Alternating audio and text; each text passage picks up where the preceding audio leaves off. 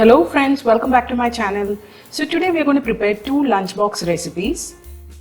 One is a leftover rice recipe and the other one is a paratha recipe.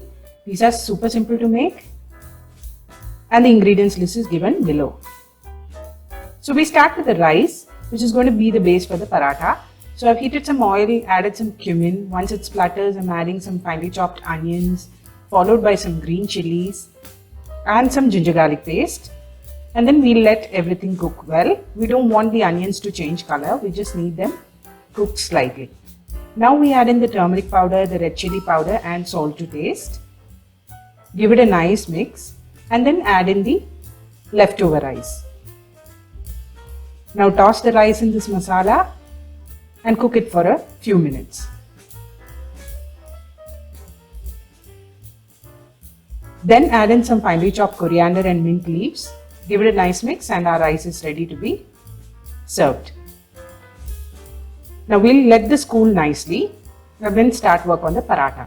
So I've prepared a basic paratha dough with atta, salt and ghee.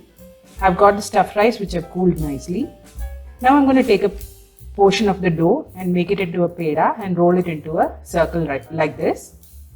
Now take the stuffing, that is the rice stuffing, put it in the middle and bring the edges of the circle together like that. Now press the edges like this and make it into a circle again.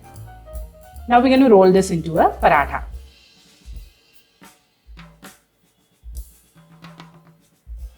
So you can use pulao or a leftover biryani also to make the stuffing for this paratha.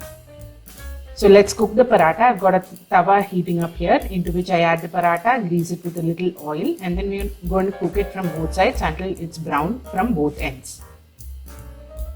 Just keep pressing it so that it fluffs up. Once it's cooked, it's ready to be served with some raita. You can serve the rice as well with some raita.